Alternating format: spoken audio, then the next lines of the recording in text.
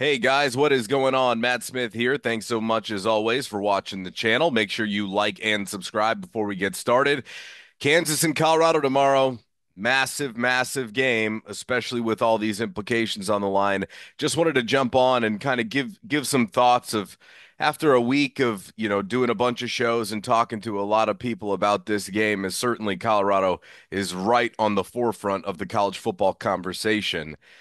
Some things have occurred to me, and Kansas is coming into this game looking to be the first unranked team ever to win three consecutive games against three teams in the top 25. That would be an incredible accomplishment. And look, coming in having won two games in a row against top 25 opponents, that's impressive in and of itself, right? However, I'm thinking here. I've heard a lot of the talk about how the Buffs got to be ready for Kansas, and certainly Jalen Daniels, is he the best quarterback Colorado has faced this year? I don't know, probably. I mean, if you think about it, the quarterback play in the Big 12 by and large, outside of Shedeur Sanders, is just really not all that impressive. And last year, there was a good portion of the season where Jalen Daniels was a Heisman candidate, borderline Heisman candidate, right? Kansas won 9 games last year.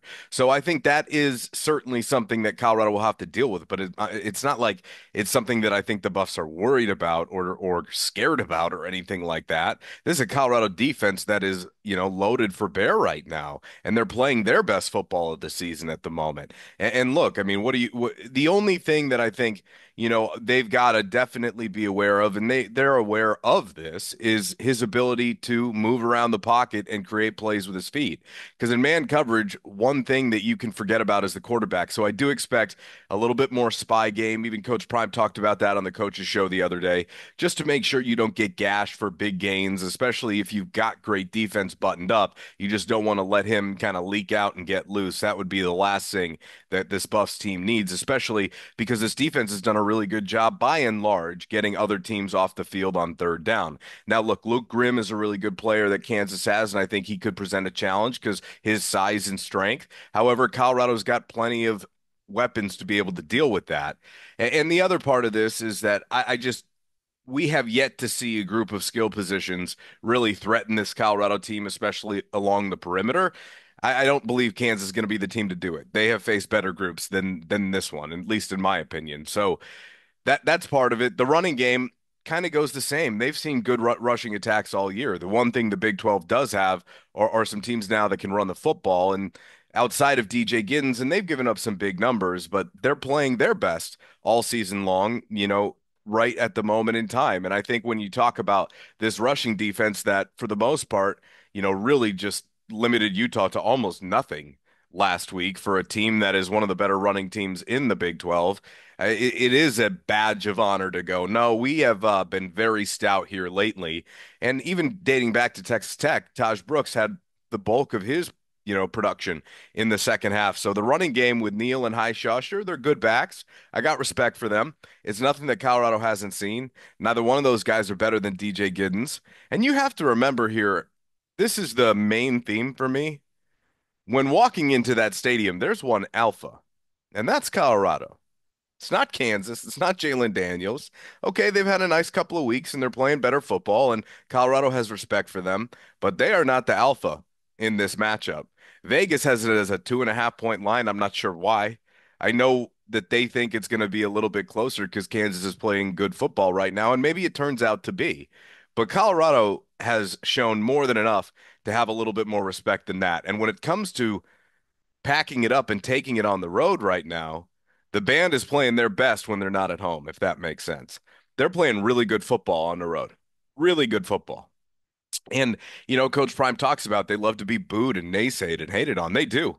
I think it plays into a little bit of what Robert Livingston has kind of instilled in that defense with a little bit of that tribe mentality, right? Everybody's in tight, us against the world. You know, we'll cherish your hatred, to use a line from Parks and Rec. So, I'm nourished by your hatred. I guess that's the line. So the point is that this is a team that does really well when nobody wants to see them win. And I think in a lot of ways, there's still a big percentage of the country that feels that way because, Colorado is right on the doorstep of being legitimately and earnedly so in the national conversation.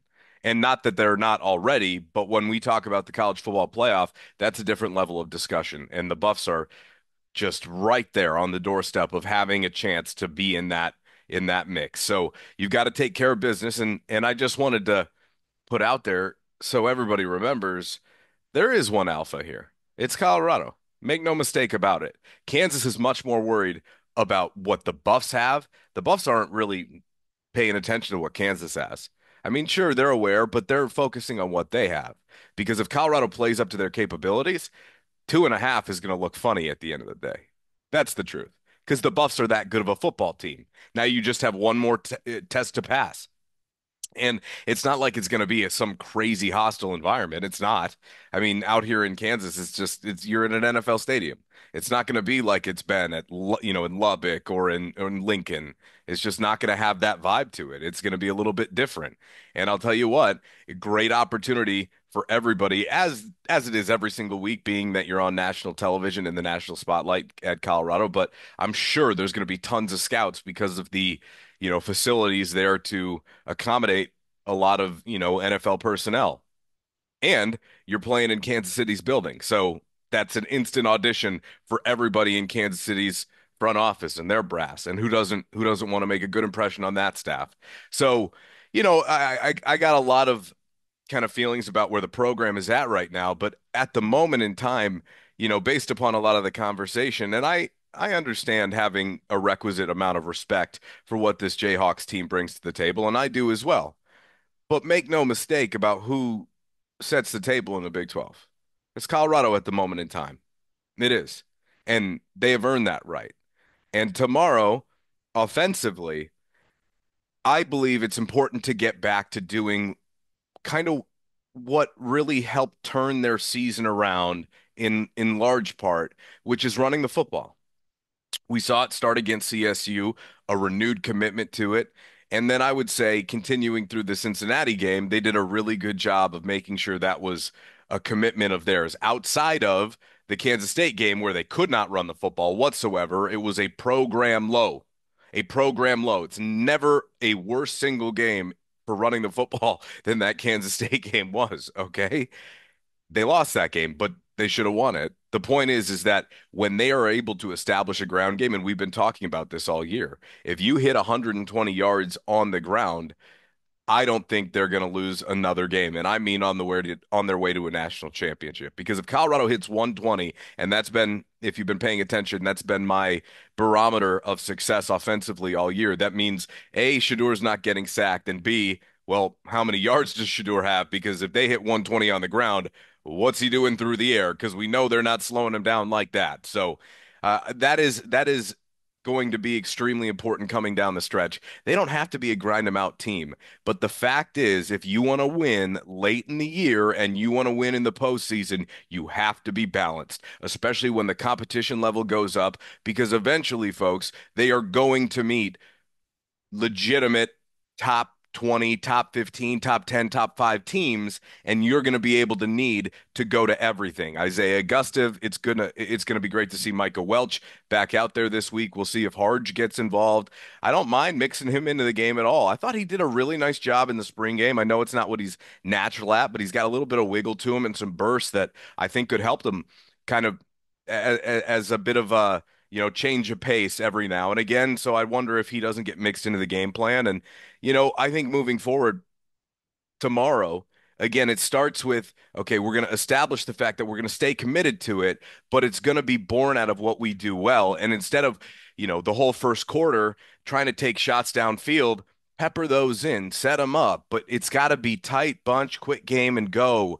Get yourself on the board first. The one thing that you really want to avoid doing, because you do have respect for Kansas and Jalen Daniels, is just let him feel himself early because he is a good player. And so if you let him see a couple of shots go through, maybe starts to feel it a little bit early. Kansas, puts up a couple of touchdowns in the first half that, perennially hasn't been Colorado's strongest part of their game. It's the second half. So, it's about punching them in the mouth and staying on them. And if you are a playoff team, you are going up against a 4-6 team, right? That's what Kansas's record is at the moment in time. And it should look like that on Saturday, despite the fact that they're playing some of their best football and that at the beginning of the year, a lot of us expected them to be near the top of the conference. They're not, and that's for a reason.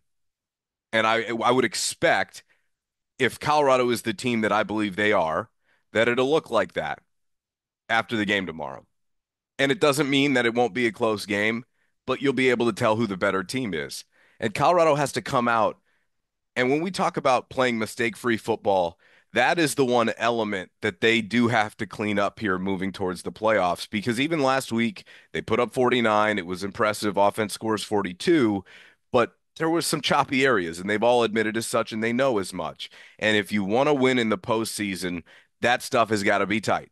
And so I expect to see crisper execution, guys on the same page, dialed in, no substitution penalties. Shouldn't be any of that. At this stage in the season, you shouldn't have to be getting packages in and off the field because I would expect Kansas will probably try and go a little bit of up tempo. I would think they'll probably try to go a little bit of up tempo, especially you know to see if they can't establish the run on the plus side of the 50, I'm guessing. We'll see. They kind of like to use a lot of that play action and boot Daniels at times and get him out of the pocket. And, we'll see if they can go deep. I mean, Colorado's defense hasn't been susceptible. So I expect them to take their shots early, but that's why I think it's important for Colorado to establish their presence early, which is why I really wouldn't be. And I said this last week, but it didn't really click in, at least on the field. But you got a fancy script, throw it away. Like, okay, give me some creativity, but do what you do best. And that set up the run with the pass. Let Shedeur dice them apart, the quick, the slant, the drag, the outs, the bubbles, get all that going and bring that defense up and then test Mello Dotson and Kobe Bryant down the field because they're probably not going to be tested like they have all year until tomorrow, right? They probably won't be tested all year like they will be until tomorrow. So I'm looking forward to it. And the other thing is those two guys, I mean Shedeur knows that they've created some turnovers, but again, they haven't seen a quarterback like him yet this year either. So I'm looking forward to it. There's been some talk back and forth, and I think it's some good, healthy competition, and it should set up to be an absolutely fun one tomorrow at Arrowhead. I'm really looking forward to it. So, look, there's a lot of stuff going on, but I think the main message that I wanted to get on here and remind everybody is that, you know, thinking about this game, I've heard a lot of people talk about the respect they have for Kansas. Kansas, good team, but don't forget who's the alpha here. Okay?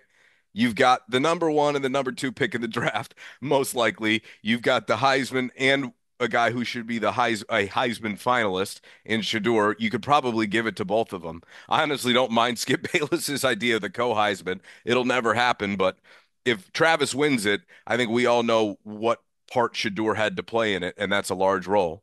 So here's the thing. It's all right there. You are in the midst of times that you never forget. So take them and make something out of them, right? You take advantage of what the opportunity is in front of you because you're not given opportunities like this very often, and especially because this is the closing of the chapter for Shedeur and Travis and Coach Prime and Shiloh and Bucky and the whole cast and crew because life moves on and everybody grows up and now they're going off to the NFL and things are going to change and here comes Juju Lewis and which is amazing news and Colorado has their next guy and the future looks bright for every party in this situation. So you got to make them count. You got to make them count. And that's the one thing that I just keep wanting to tell all these shows that have me on without sounding, you know, too much of like a homer or arrogant. It's just don't forget who the alpha is in this equation. That's Colorado. And that's exactly why I've got Colorado by more than what the point spread says it should be. I expect Colorado convincingly in this one. I'm not exactly sure the status on Preston Hodge or Shane Cokes this week, but they played just fine without him last week because of Colton Hood's emergence and Anquin Barnes coming into the picture and Amari McNeil, who's playing much better. So, look, I feel very good and very confident about tomorrow because I think this is a program right now that to knock them off the track they're on is going to take a haymaker because I think they're coming with their own. So you're gonna have to fight that off too. Looking forward to it. Let me know what you think in the comments. Make sure you like and subscribe. I appreciate everybody, and make sure you're following along at Real Matt Smith, Matt with one T on Twitter, at Real Matt Smith on Blue Sky, wherever you're getting your stuff. I'll have all that content coming out over the weekend, and look forward to breaking down what is hopefully another win as Colorado. Let's hope moves to 9-2, and geez, 7-1. And it's wild. It's wild. Well, let's end it there. Let's end it there. Matt on the channel. I appreciate you guys.